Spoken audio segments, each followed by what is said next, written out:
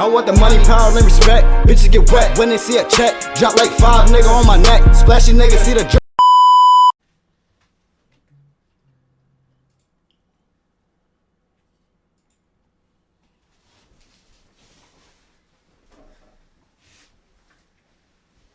What's going on, Troop Squad? It's your boy BTB Swaggy, and you are back at the BTB Grilla Zone. It's along with your co-host BTB Grilla. You know, I wasn't ready for that. But as you all know, hope y'all having a great week, month, year, so on and so forth, man. You know what I'm saying? Easter weekend just passed. Hope everybody had a great Easter and everything. Shoot. Is there anything you'd like to add besides that note since we... On the intro? Nah. We here. That's the only thing we can be, right? Diving really straight into it, man. Sexy Red. We was just listening to it, bro. What was it? Help me out here. What was the joint? The name of the song? Yeah. Fucking... Get it sexy. Or something like that. My thoughts about this song, right? Or I could be wrong. Or either way. Something that she just dropped recently, y'all. Good old Sexy Red. Now look, some of y'all... Yeah, good as sexy. Some of y'all might know, you know what I'm saying, if you go back and watch the videos, you might know a little bit of thoughts about Sexy. She's not my crunch and butter and everything, but musically, I think she got it a little bit musically. The track I'm talking about that she just released, Get It Sexy, I just noticed some memorable faces like Aiden Ross, Soulja Boy, and really, I say I rock with her musically because I like the way that the music video was. For me, it brought kind of like a old school vibe, kind of like what did you say, like oversized t-shirts and oversized pants or whatever like that, something like that. Yeah, just like that big T phase and shit, like the big T shit. It's back in Soulja Boy days and shit. Like, I think it was like the Franchise Boys, a few other people like that style of shit. Just, you know what I'm saying, that. So oversized shit was really like the trend back then, for real? Yeah, for sure. It's just like them fucking flared out, excuse me, like them flared out pants and shit that they be wearing and shit now. Like, that shit wasn't never like around back, you know what I'm saying, when I was like out here, but, you know what I'm saying, like you see that shit back in the 70s, so everything just come back, go around and come around and shit, you feel me? So how'd you feel about the track, for real? About the track? Yeah. I mean, I love the beat. I like the vibe of it. I definitely can't say like, damn. I can't say that I really was like paying attention to the lyrics real heavy, but it's like the video was dope. The motherfucking video was dope as shit. And damn, what the fuck? It's too fucking smoky in this bitch. The video was dope as shit. Motherfucking the way the track was put together, that shit was dope. You know what I'm saying? Do you feel like is that what you would like to, you personally, is that what you would like to bring, like, was that what you like to see brought back in hip hop? Just what like you mean? A fun vibe in the music videos and shit. A fun vibe in the music videos? Yeah. Like, are we talking about specifically the music videos?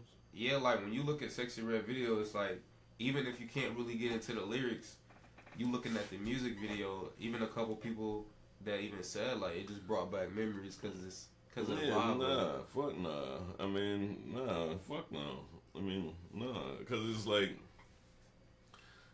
it's a nostalgia thing. You know what I'm saying? Nostalgia is good in doses. You feel me? Like, so it don't need to be reminded all the time, for real. Nah, it's not even about being reminded all the time and stuff. It's like that video was so dope because it was put together well and it was a representation of a time frame and stuff that isn't put together like that. You know what I mean? On a platform like that with the new sound and shit like that, it was just done really fucking good. But I believe that you don't live in the past. Like, I love retro shit, and yeah, it's great. Like I said, to bring it back and shit every now and then type of shit. But you live in the future and you live in the now. You know what I'm saying? You know what I mean? Like, so, but not a creativity side of it. Music videos definitely lack creativity like that for sure. You know what I'm saying? So definitely need to do more creative videos, like. Not even just like more creative videos. There's a lot of creative shit out there, but hip hop wise, yeah, and hip hop, yeah, like that shit was just a good video. I can't say that I don't be watching a lot of niggas' videos and stuff like that. So I don't want nobody feeling no type of way about some shit because they ain't even like I can really compare it to a whole lot of videos. You know what I'm saying? But from the videos that I seen. You know what I mean? Nah, it's not a whole lot of motherfuckers doing creative shit. Like, the baby is real creative with his videos. You know what I'm saying? I like the baby's videos. Yes. There's a few people out there that you know is fitting to create. You know what I'm saying? Like, but yeah, nah, it was just put together good. I mean, I definitely agree. It was definitely well put together video. Like I said, I enjoyed the vibe for sure. I just like I said, like, I don't know. I just feel like hip hop is just stuck in a weird place right now. Like, I can't really get into nothing. And besides, really, the Kendrick and Drake beef, and then even then, like, I want to see where that's gonna go, how that's gonna maneuver. If I really had to say, y'all, I really want Drake to get on the track, cause I really want to see how he would respond on the track. That's what I really want. If I had to be completely, fully honest, I really want Drake to get on the track so he can respond. Like, I see responding at the concert and saying, like, can't nobody fuck with you on the planet or nothing like that. Like, yeah, I'm sure that's cool and all, but like, can you get in the booth, please, so I can see how you gonna respond? And I feel like J. Cole gonna respond 100%, but I just don't know what he gonna respond with. Like, I don't think it's going to... I don't know, bro. Like, hip-hop just stuck in a weird place right now. I never would have thought that Drake and Kendrick beef would have got, like, this crazy. And even then, I don't even know if it's beef or not, because they show love outside of the rap. But then, like, I don't know, bro. It's just, I don't know. It's just a weird thing for me, man. Like, it's just a weird thing. I don't know, but I definitely want to see Drake respond. You think he gonna respond with some heat? Drake? I mean, I know like I said, I know J. Cole gonna respond 100%, bro. Like, it seems like I haven't seen. Mistake me if I'm wrong. I haven't seen J. Cole come out on Twitter or no social media platform and say nothing. So I'm assuming he's taking that time to go in the booth and do something. I'm hoping he do something anyway. I just don't know how he gonna respond, but I'm hoping he in there doing something. But if y'all see him on Twitter chatting like Drake, then I don't know. But from a social media platform, I personally haven't seen J. Cole say nothing, so I'm assuming he's in the booth, probably working or. Well, I mean, Drake would probably. I mean, I don't know. He a different type of artist, so it's like I feel like it would be good for his legacy. You know what I'm saying? If he responded in a hip hop like fashion and did some devastation and brought like some real pressure with that shit, kind of like back when like the Meek Mill shit, but it would have to be a lot more. It had to be a lot more intense, and I mean it's kind of hard too in his position because it's like when you Drake, what track is gonna be hard enough? You know what I'm saying, to pass the critics and shit, because they already gonna critique you on everything super tough. So you've already accomplished a lot. You already, you know what I mean, did a lot. So it might, you know what I mean, he might not. He might just go ahead and like let the work speak for itself type shit. But I feel like he should respond. But you gotta do that shit right though. Like I said, I'm open. If he not, like me personally, he ain't really obligated to respond for real, but I like to get a little bit of a little excitement or something out of it. It's like, if it's just really rap beef and they just going head to head, I really like to see something. And it's like, for them to be classified as like the big three, who wouldn't want to see the big three go toe to toe to toe for really the number one spot? It's just like, I think everybody's just so unsure of Drake, because they just probably feel like he ain't really in the booth working because he been responding publicly, or maybe like, or something like that. But I don't think it's really that. I feel like hip hop wise, as I keep telling people, like hip hop coming back to a different just way about it. Like, it's still a lot of new shit, but niggas is really saying stuff. You know what I'm saying? So when you got a lot of motherfuckers really saying something, a lot of that shit that's really catchy and it's on the radio and that everybody knows and all that shit, like, that shit cool and shit, but it's like, to a nigga that can really, really do this rap shit, is just like, you know what I'm saying?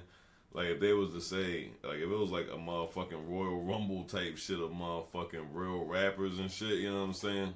I don't think that Drake is gonna be anywhere in the back, you know, the top of the motherfuckers left. You know what I'm saying? He gonna get tossed out in the beginning. You know what I mean?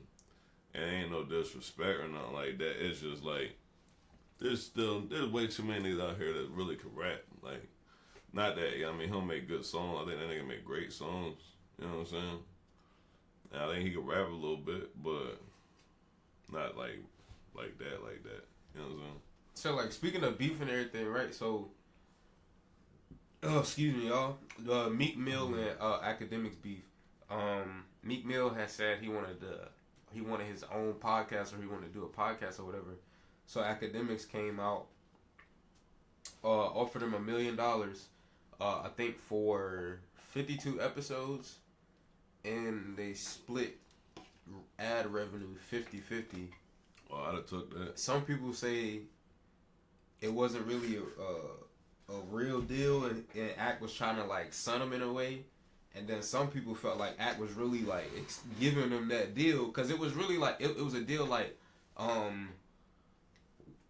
Act would pay for the production. All Meek would have to do was just show up and just talk. It was literally that. And I mean, he been a nigga boss. It don't even matter. None of the details really matter at the end of the day, because it's like, unless we going 50-50, then we ain't really got nothing to talk about. Especially if we've been beefing and this, that, and the other. You know what I'm saying? Because you talking about a situation where, nigga, it don't take like outlandish type of money to put that situation together. You know what I'm saying? So it's like, nah, that is like kind of son of somebody. Like, ain't no way around it. You know what I mean? Like, we don't even fuck with each other like that, more or less, for me, you to be my fucking boss. More or less, like, for us not to go in together on a venture, you know what I'm saying? That's something different. We trying to mend some shit, we gonna go in on a venture together. so you would have done it? You said what? You would have done the podcast? Oh, fuck no. No. I was just talking shit. If we was fucking, like I said, I ain't got no beef with Academics. I don't know that nigga. That nigga offered me, a random nigga that he don't know, motherfucking Mill, and dot. Yeah, nigga, we can talk. If I was Meek, I wouldn't even have responded to it. I mean, but like I said, I wouldn't be in a lot of the positions that he's in, from the responses and the way that things are done. We all different people and shit, but you know what I'm saying? Certain shit just equal certain results. You know what I mean? And I ain't how I did. I wouldn't been in that position. To be like, yeah, I wouldn't have been in that position. I wouldn't even been in that position for nobody been playing with me like that. I wouldn't even been in that position. I don't even care who it is. Like, I don't play like that. I don't disrespect people like that. I don't, you know what I'm saying? Like, Meek from a place where as though he should not have even outplayed himself out of position. We from these streets. Like, academics, I look, whether the nigga can fight, whether he got guns, killers, security, whatever the case is. I would have never disrespected him for him to even play them type of games with me, to even be putting his address out there or saying that anything or calling me on nothing like that, because it would already be understood what type of person I am, and that before anything would have been said, it had been something done, and whatever the case is and everything. You know what I'm saying? Like, you know what I mean? Like I said, so he played himself out of position with this rap shit, bro, with that entertainment shit. You feel me? This entertainment shit get niggas fucked up. You know what I mean? That's the truth. As always. That's the truth. They've been this internet shit behind. It's behind a lot of people getting smacked up, and it's behind a lot of death for real too. But that's what I was saying. Speaking of the little whole Kendrick beef and stuff, for the people that think that's like the beat is new, like, can you educate them on where that beat really came from? Because there was a couple comments of people saying that, like, you mean the future and Metro Boomin joint? Yeah, Future and Kendrick. It's a lot of people that think that that beat is new. Not too many people know where that beat came from. I mean, where the original came from, I'm not 100. The beat where that fucking that melody is most common for is that Hard Body song off the Drought 3 mixtape with Lil Wayne. You know what I'm saying? So, yeah. That's where it comes from. Like I said, from where I can reference it from. But you wasn't the only one. I think some people that even listen to the track, they went back to go listen to Hard Body, because it's like you said, it just brought nostalgia. And I guess some people haven't heard that in a while until they heard that version. And then, like I said, some people gonna come and they gonna think when they hear Future and Metro that's gonna be that they created that. Not too many people gonna know that they got that from Eminem, and wherever Eminem got it from, who knows? Lil Wayne. Or I mean, I said Eminem, Lil Wayne, whoever Lil Wayne got it from, I don't know. Like I said, I don't know the original version either, but I know that they inspired that sound from Lil Wayne track. So I think is a lot of the music sampled off of, like, really, is a lot of it just regurgitated in a way, like the sample sounds? Because it's all like, when I hear it, it's always, I used to think every song that came out, that person created it. Like when 2 Chainz came out with his All I Want for My Birthday and something, like, when he came out with that, I thought that, like, I used to think that that's what they made. I didn't think that they was just getting that from another whole another artist. So you really think, like, most of it, like, really regurgitated? Because I'm trying to figure out, like, not most of it, but the hits are. Most of the hits are regurgitated? Most of the hits are. You know what I'm saying? Like, are most of the songs in general? Nah. Most of the beats in general? Nah. Are they, you know what I'm saying? But it's like,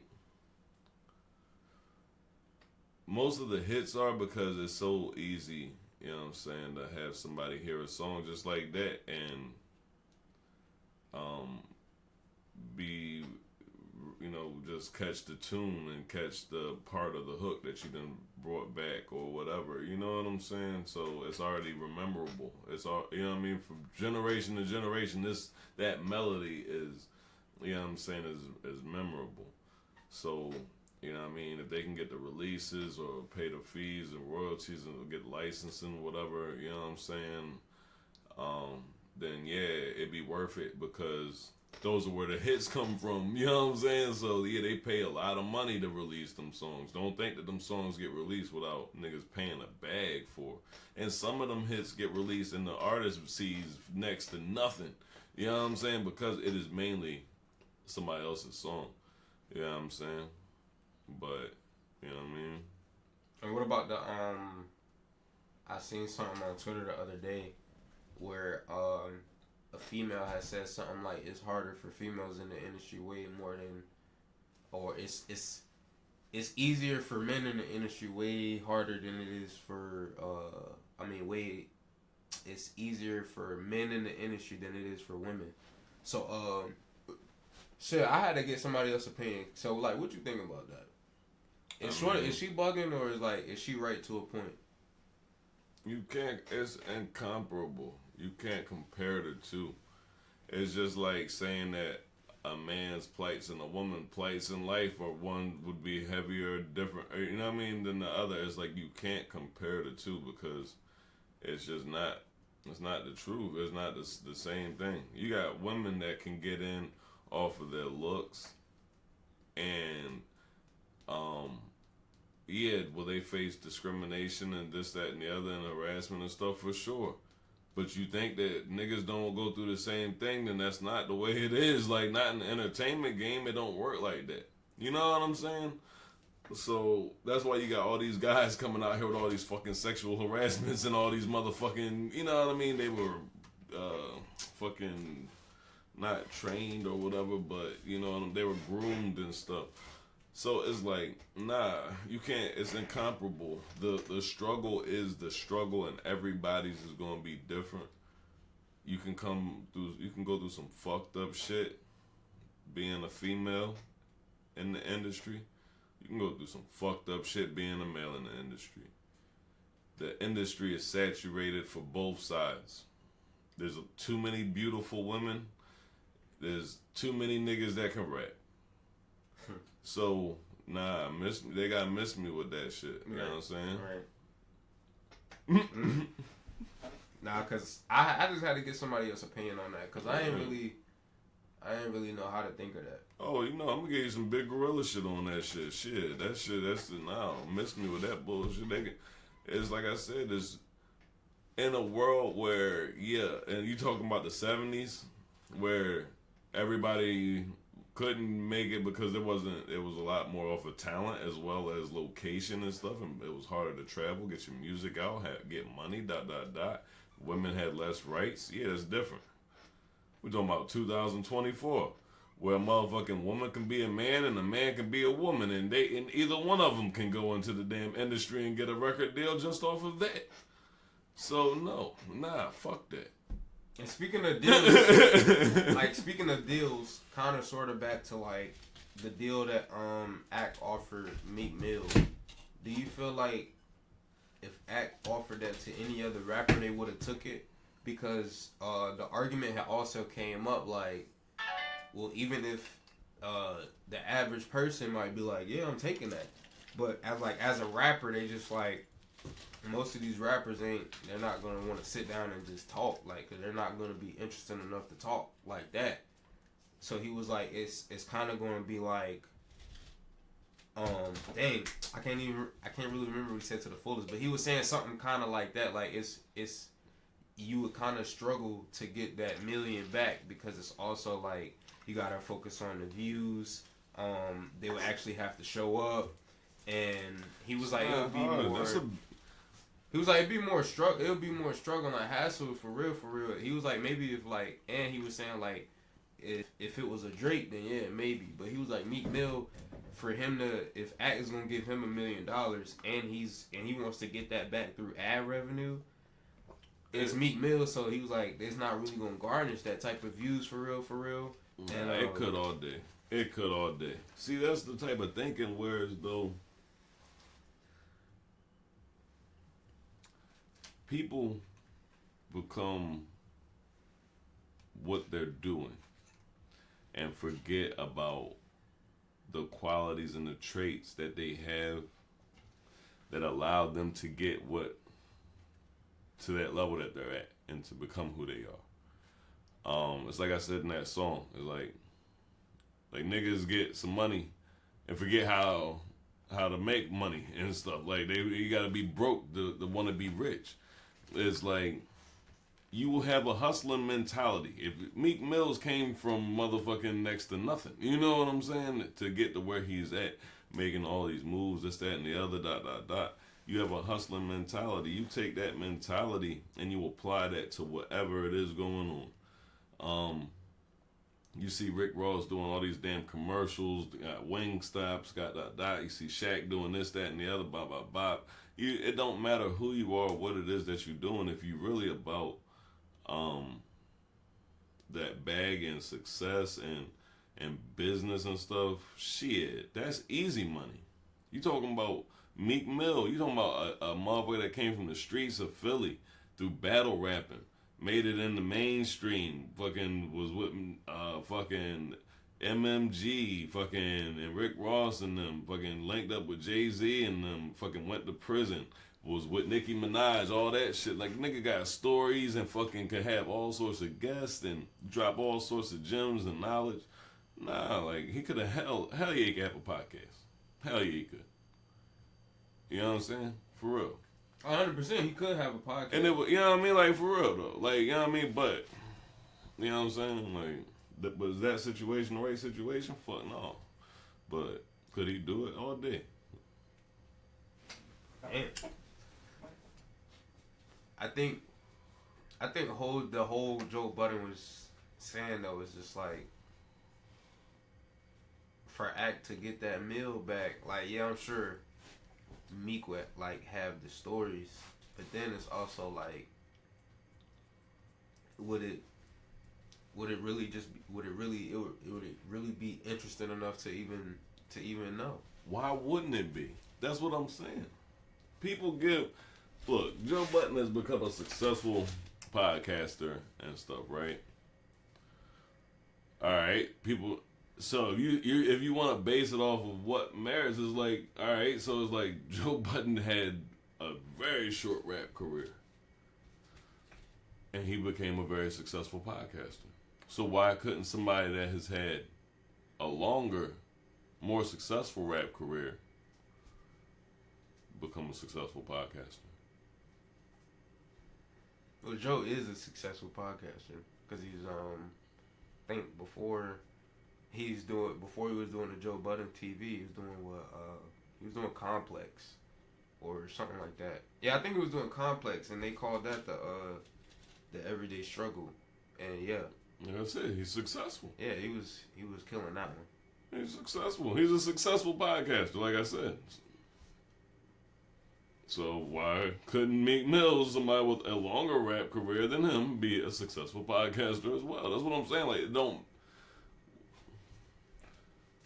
that's just, like I said, what sense does that make? They don't even make no sense. But I think it's also like, cause like Joe Budden is a successful podcaster, but like they're not. I think even he said himself, they're not really garnishing the views like that. He might not be now, but shit, Joe Budden had one of the number one podcasts in the world, and then he inked that deal with Spotify. Like I said, until they changed the name was like, we'll name this podcast later. That was the podcast that was doing. Mm-hmm. So like I said, 5 podcasts later, he might have a podcast that ain't hitting the numbers that certain ones have in between, but he had the one that he did with academics and over at Complex, and like I said, and it's all sorts of other shit. So like I said, so that's what I mean by, even with that standard and looking at his background in the podcasting world, why the hell couldn't Meek Mills do it? It's not like he went, did it, said knock this bitch out the park and was like, and is now the king all renowned of podcasting. It's not the motherfucking case. You know what I'm saying? Like, nah, he did this, that went well, and did this, that, did this, and you know what I'm saying? So I think it's just, for a minute, in the beginning, it sure would, depending on how Meek would do it and what he's talking about. Yeah, Matt Hoffa got a podcast. And he was a battle rapper. You know what I'm saying? Like I said, it's all about the hustle. You know what I'm saying? Like, yeah, like, you know what I mean? Like I said, can't nobody say how he would do it. That nigga might have motherfuckers. He might have a podcast in the middle of a fucking city block and motherfucking. You never fucking know. You know what I'm saying? Like, you never know, bro. But is it possible? Yeah. Could the money be recouped? Hell yeah. But niggas is gonna shoot him down because of the fact that it's Meek Mills and he got all that funny shit going on, and he done had issues with niggas and shit. But like you said, he could use that podcast to speak on some of that, clear some of that up, and mostly really for the funny shit, because most of the funny is really most of that Diddy shit that's going on. That's really, for some reason, he ain't really addressing it, and that's why everybody they heavily on his ass about this Diddy shit, and he really not addressing it. But like you said, if he came out with a podcast and even spoke on a quarter of the stories, I think even Nicki Minaj, she said during their relationship, he is toxic. He was like, quote unquote, you 30 something and you still want to be rapping, and that was like, I guess that had killed her. Like that, she felt some type of way about it on the inside, which she should. That's her own personal way. But it was like just something like that. It was like he could definitely use the podcast to go on some of them stories, how his journey was for the rap game, what's that really like. I think he got a lot of stories that he could tell that definitely garnish the views over time. So, that's why when Joe Budden was like, it'll be hard for Act to recoup the mill, because they were saying they'll have to do like 15 million views a month for Act to really get that mill back. And I think Flip was really the only one that was like, all right, 15 mil, Meek could do that. It was like, nah, Meek can't do 15 mil in a month. And Flip was like, yeah, he could do 15 mil in a month if he talk about this, and this. And then that's when they came in and was like, well, he would have to show up. He would actually show up and talk. He would have to carry himself in a way. And Flip was really the only one that was like, nah, Meek could do 15 mil in a month. I mean, I don't see no issue with it. Like I said, I think all the rest of that shit is just hate and media bullshit. Shannon Sharp fucking wasn't doing the numbers he was doing, but he's doing them. You know what I'm saying? It's like there's guests. We live in a world now where though can't nobody. If a nigga tell you that you can't do something other than fucking flying or coming back from fucking dying, and nigga can't tell you can't do something and you not do it because of like a whole bunch of like outer worldly limitations. You know what I'm saying? It's not, and 9 times out of 10 it's because you in your own fucking way. You ain't gonna beat the hurdles. You ain't gonna jump the hurdles. You ain't gonna fucking do the things that are necessary. You know what I'm saying? Because shit, I ain't saying it's gonna be easy, but nigga, that shit possible. Shit, that shit possible. He Meek Mills, that nigga got access to all sorts of celebrities. Fuck. Yeah, he could definitely. Fuck you mean? He could definitely do. He could garnish. If I think if he came out with his own. That's 4 episodes. And he didn't do no. That's what Flip said too though. Flip was like, bro, he could. That's exactly what Flip said. That's the crazy part. That's exactly what Flip said, and everybody said he was just chatting.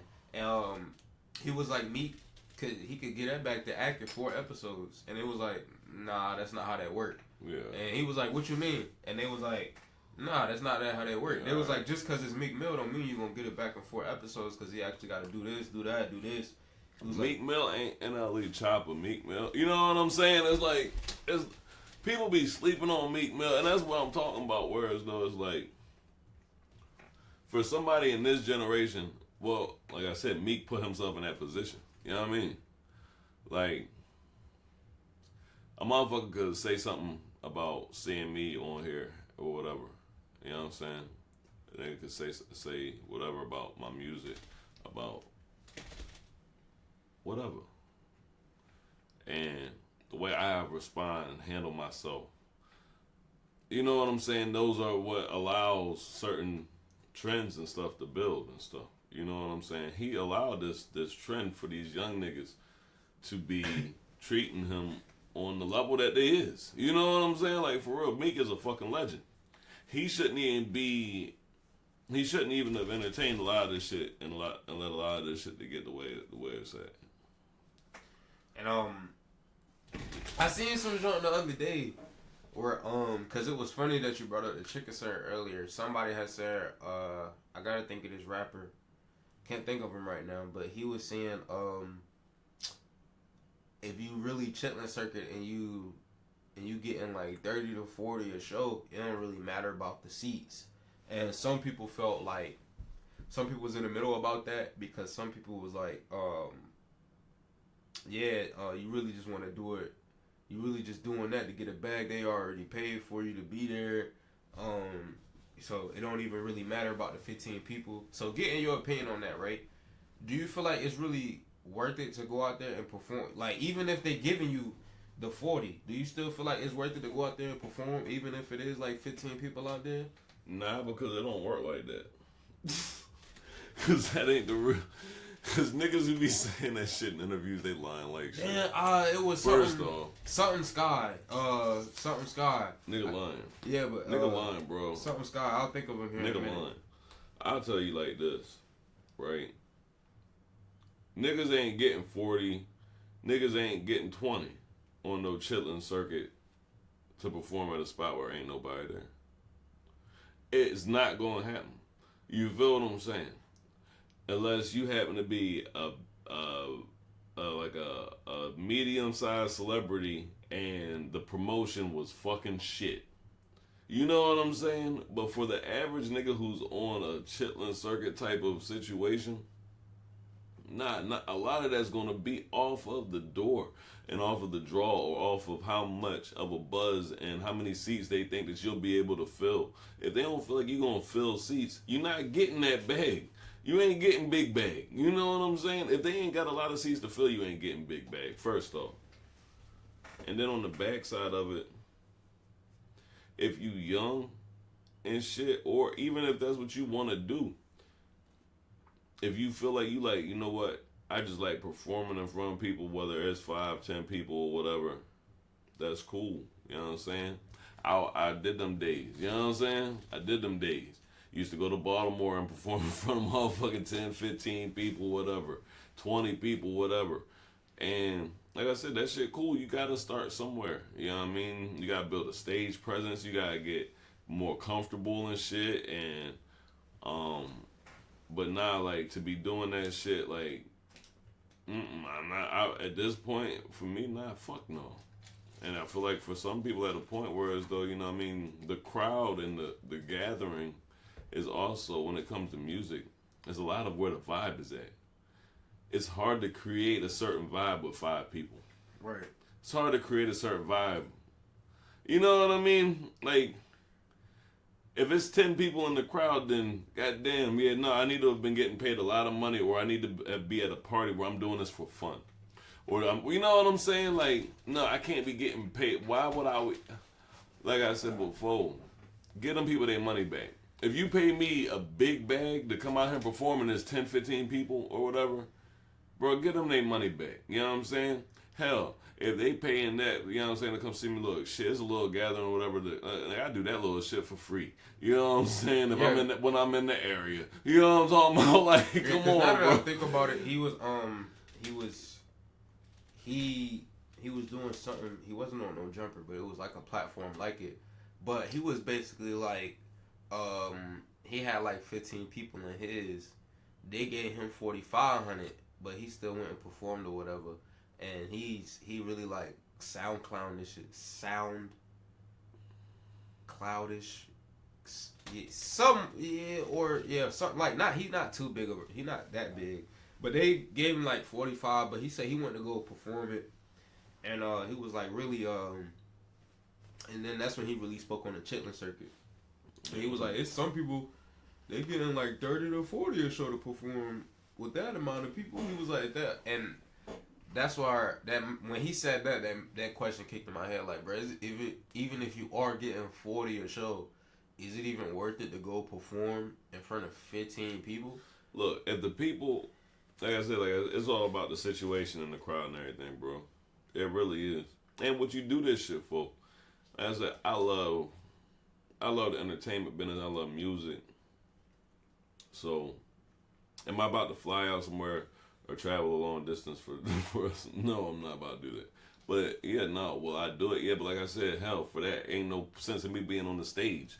I might as well come down here, you know what I'm saying, and kick it with y'all. You know what I mean? And fucking, you know what I mean? Like, it's just like, it's different, you know what I'm saying? We live in a day and age where that shit ain't necessary.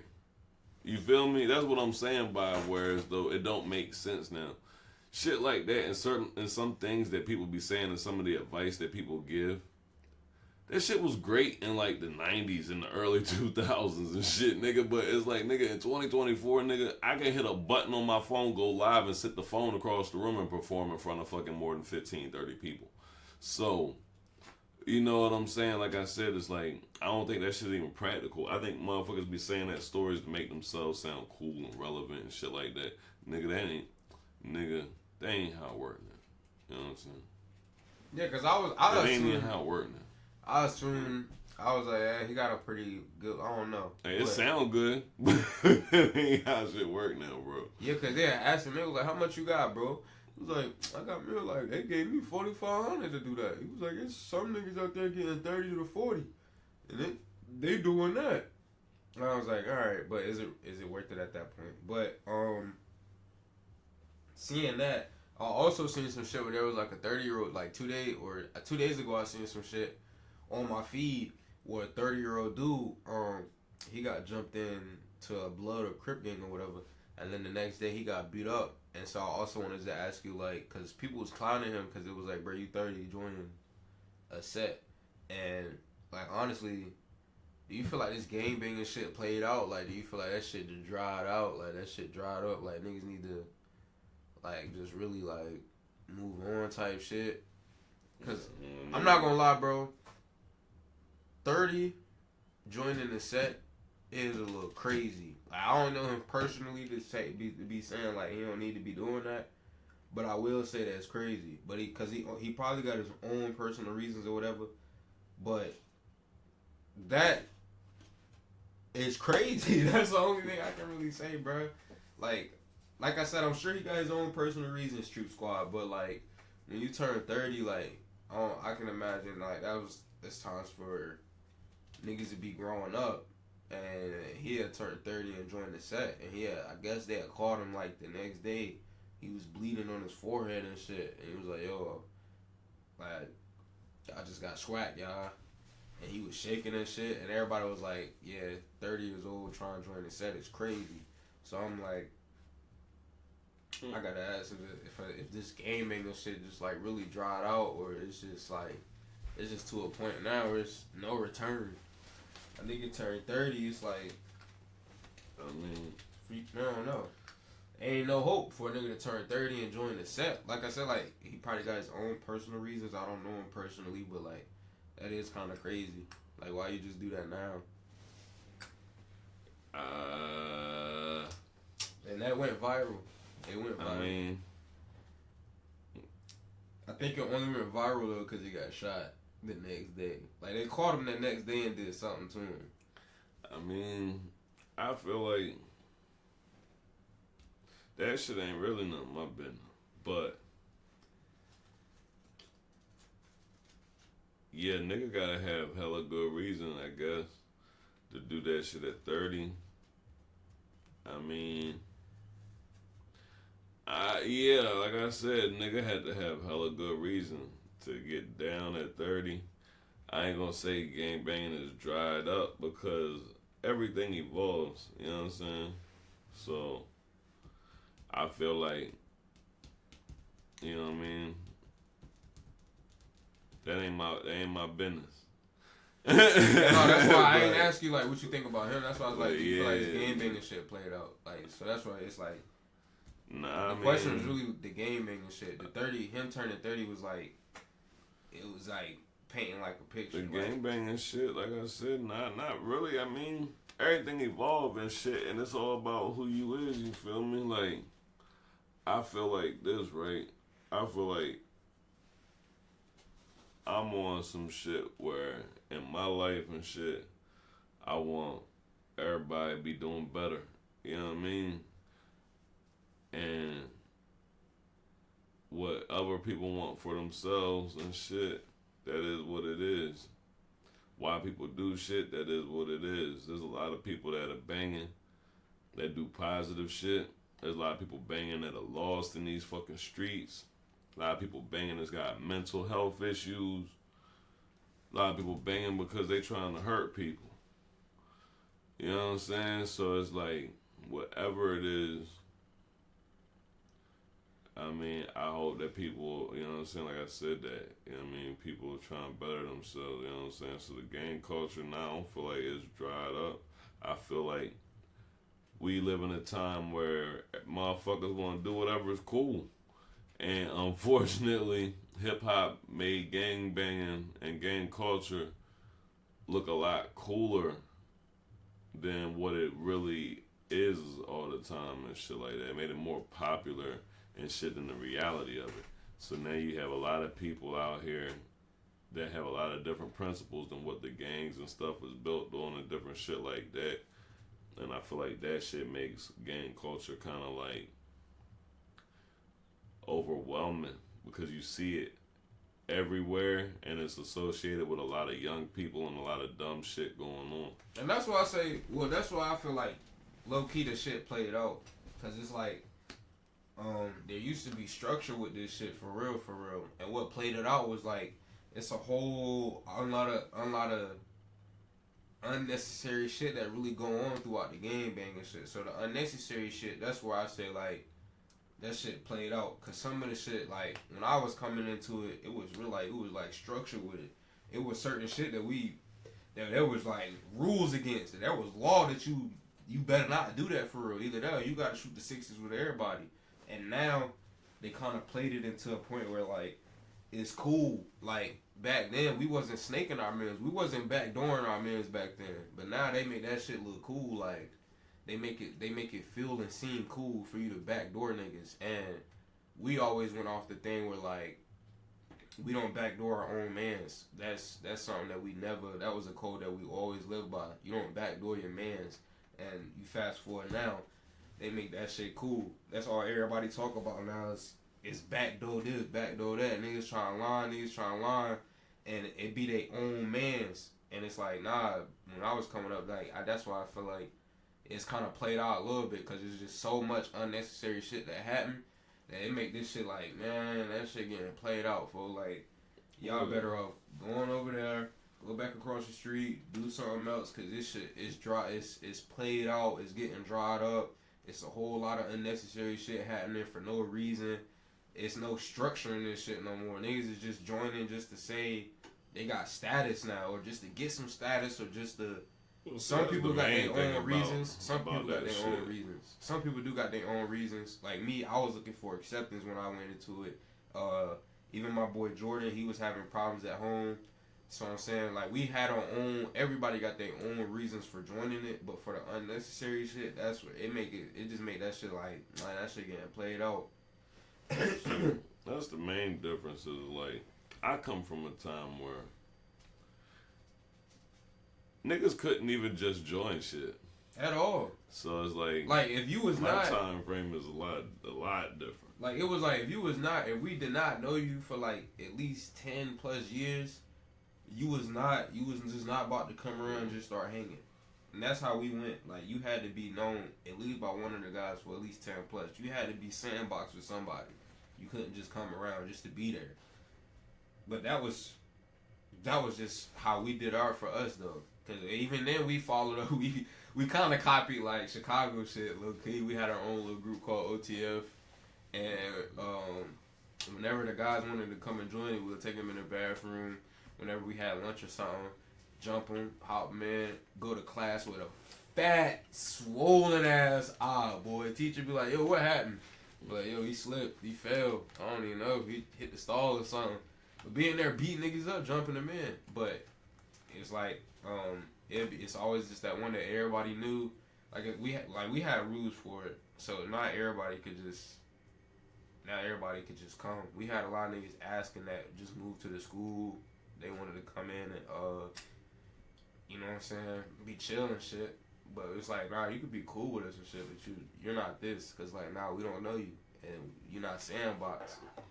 So yeah, nah, I feel that. But I mean, only thing I can tell people about life and about anything that you do, you know what I'm saying? It's like you gotta have your own principles, and I know a lot of people will be looking for like acceptance and brotherhood or sisterhood or whatever or camaraderie, but make sure that your want for that doesn't exceed and overshadow your principles, because the groups and the people that you need to surround yourself with, they need to have the same, like, either the same principles or be at a place in life where you're trying to go.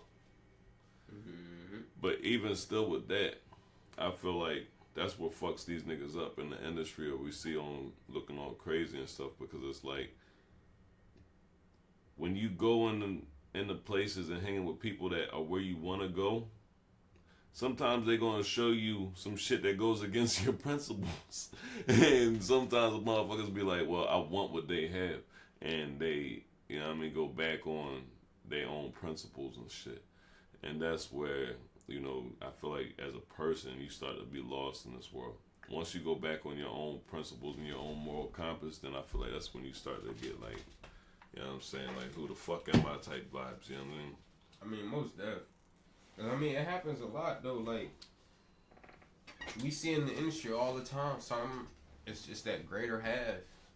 They go in with a certain mindset, certain demeanor, certain morals, and not all of them make it to the other end of that side. Some of them lose it, and some of them just don't come back from it because they be so stuck in it.